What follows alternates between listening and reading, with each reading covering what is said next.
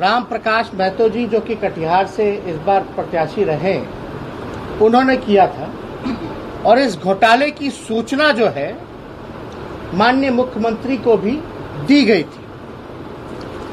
अब आप देखिएगा कि ये राम प्रकाश महतो जी ने 28/2 यानी 28 फरवरी 2021 में ये माननीय मुख्यमंत्री जी को जो है चिट्ठी लिख करके पूरे घोटाले के संदर्भ में जो है वो बताया। ये पेपर में आर्टिकल भी है। अगस्त 2020 में इन्होंने पहली बार, अगस्त 2020 में पहली बार जो है इन्होंने इस घोटाले की पर्दाफाश किया, लेकिन 20 अगस्त 20 के बाद भी जो है कोई जांच नहीं हुआ। तो इसके बाद जो है फरवरी 21 में इन्होंने आदरणीय मुख्यमंत्री जी को चिट्ठी लिख करके जो है सूचित करने का काम किया गया। अगर आप इस घोटाले की बात करें तो ये सप्लाई जो है जल का लोगों के घर तक नहीं पहुंच रहा, लेकिन जो धन का जो सप्लाई है सरकारी तिजोरी से सीधे बीजेपी और जेडीयू के मंत्री और नेताओं के अकाउंटों में पहुंच रहा है। और हम तो कहना चाहते हैं ये नल जल योजना नहीं बल्कि नल धन योजना है। ये नल धन योजना जो केवल भ्रष्टाचार का ही इसमें आप देखेंगे तो खेल पूरी तरीके से हुआ है। इसको सिर्फ हमने ही नहीं कहा बल्कि आज जो है आर्टिकल में भी इसमें साफ तौर पे इस अंग्रेजी अखबार ने छापा भी, लेकिन कोई कार्रवाई नहीं की गई। क्यों नहीं की गई और आपको हम बताएंगे इस डिटेल में। तो बिहार का ऐसा कोई पंचायत नहीं है जहां इस योजना के तहत कहीं टंकी फट गया, कहीं पानी का पाइप जो है वो टूट गया, कहीं कुछ दह गया। ऐसी खबरें लगातार आती है। हम तो मुख्यमंत्री जी को चैलेंज भी करेंगे कि 50 पंचायत का नाम ही बता दीजिए, 50 पंचायत का जहां ये योजना सही से काम कर रहा हो। हर जगह केवल भ्रष्टाचार है और जेडीयू बीजेपी के नेताओं को कॉन्ट्रैक्ट लगातार दिया जा रहा है। अब डिप्टी सीएम पे आरोप लग रहे हैं कि उनकी जो बहू है, उनके जो साले हैं, उनके कंपनी को जो है कॉन्ट्रैक्ट मिला। अब अगर आप डिटेल में जाइएगा तो कंपनी का नाम है, 2 कंपनी है, जीवन श्री इंफ्रास्ट्रक्चर प्राइवेट लिमिटेड और दीप किरण इंफ्रास्ट्रक्चर प्राइवेट लिमिटेड। कंपनी के डायरेक्टर उप मुख्यमंत्री के साले और दामाद हैं और इन दोनों कंपनी में लगभग जो है 53 करोड़ के आसपास जो है इनको ठेका दिया गया। अब ठेका दिया गया है काम करने के लिए, लेकिन पीएचडी डिपार्टमेंट का जो नियमावली कहता है कि ठेका किसको मिलना चाहिए, टेंडर किसको अवार्ड होना चाहिए, पीएचडी का साफ है कि कोई अनुभव सरकारी काम में उस कंपनी का होना चाहिए। लेकिन अगर आप अनुभव की बात करेंगे तो इस कंपनी को इससे पहले कोई सरकारी काम का अनुभव रहा ही नहीं। ये तो साफ तौर पे उल्लंघन है और साफ तौर पे ये दिखता है कि ये कॉन्ट्रैक्ट जो है मैनेज किया गया है। मैनेज कैसे हुआ, क्यों हुआ, किसने किया, कौन संरक्षण दे रहा है, ये विषय तो सरकार के लोगों को एक्सप्लेन करना चाहिए।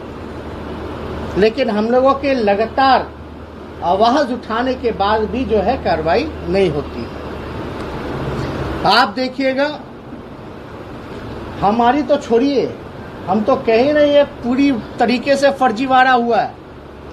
जो तारकिशोर जो उप मुख्यमंत्री हैं, जिसमें उनके दामाद, पुत्र, बहू और साले हैं जिस कंपनी में, वो खुद मानती है कि उनका अनुभव नहीं है, कंपनी खुद मानती है कि उसका अनुभव नहीं है, और खुद मानती है कि सरकारी काम वो नहीं कर रहे, इस योजना के तहत कोई काम नहीं कर रहे। लेकिन पैसा कैसे उठा रहे हो? आपको अवार्ड कैसे हुआ? अगर ऑडिट रिपोर्ट कंपनी का जाइएगा तो कंपनी खुद स्वीकार कर रही है ऑडिट रिपोर्ट में कि वो कोई सरकारी काम नहीं कर रहे हैं। तो ये पैसा कहां जा रहा है भाई? ये तो पूरी तरीके से भ्रष्टाचार है भाई। कोई भी कंपनी अगर सरकारी काम कर रही है या कोई काम कर रही है तो ऑडिट जो है वो रिलीज करती है, उसमें जिक्र होता है कि कहां से पैसा आया, कहां खर्च किया गया। तो इसमें तो वो बता ही नहीं रहे कि भाई कोई सरकारी काम का अनुभव रहा है इनका, खुद स्वीकार कर रहे हैं। नीतीश कुमार जी हमेशा कहते हैं करप्शन पे जीरो टॉलरेंस, लेकिन हम साफ तौर पे कहते हैं 100% नीतीश कुमार जी का करप्शन पे एक्सेप्टेंस है, 100% प्रोटेक्शन है, 100% पार्टिसिपेशन है, 100% एसोसिएशन है, 100% अफिलिएशन है, ये भ्रष्टाचार को लेकर। और मुख्यमंत्री जी जब हम ये बात कर रहे हैं 100% एक्सेप्टेंस है, प्रोटेक्शन है, एफिलिएशन है, ये बात सबूत इस घोटाला जो है ये पेश करता है। और इससे पहले जो 70 घोटाले हो रखे हैं ये साबित करता है कि कोई टॉलरेंस मुख्यमंत्री का करप्शन को लेकर के नहीं है। नीतीश कुमार जी कितना भी भ्रष्टाचार पर शुचिता की बात करें, वो केवल और केवल दिखावटी है, बनावटी है, मिलावटी है। वो भ्रष्टाचार पर शुचिता नहीं बल्कि भ्रष्टाचार पर सुविधा का काम जो है नीतीश कुमार जी कर रहे हैं पूरी तरीके से। कोई टॉलरेंस नहीं, कुछ नहीं, मुंह में दही जमा के। कल भी शायद किसी पत्रकार ने पूछा तो हाथ जोड़ करके चल दिया। बताइए ये स्थिति जो है बनी हुई है। तो हम लोग लगातार जो है इस मामले को हमारे राम प्रकाश महतो जी जो है ये उठा रहे हैं। लेकिन ये अद्भुत है ना कि भाई टेंडर होता है तो जो उसको एक्सपीरियंस होता है, जिस कंपनी को सरकारी काम का एक्सपीरियंस हो, उसको नाम मिल करके एक उप मुख्यमंत्री के रिश्तेदारों को काम मिलता है। लेकिन इस पे लोग, तारकिशोर जी हों या कोई बीजेपी के लोग हों, सवाल पूछेंगे भाई ऐसे कैसे? उस समय 18, 19, 20 में तो हम उप मुख्यमंत्री नहीं रहे, लेकिन हम इतना कहना चाहें तो विधायक तो थे। और विधायक किसके थे? बीजेपी के। पीएचडी डिपार्टमेंट किसके पास था? बीजेपी के पास था। डिप्टी सीएम कौन था? सुशील कुमार मोदी जी थे। और उप मुख्यमंत्री किसके रिकमेंडेशन पर बने हैं? तारकिशोर जी सुशील कुमार मोदी जी के नाम पर बने। तो भैया क्या सुशील कुमार मोदी और नीतीश कुमार जी भी इसके भागीदार हैं?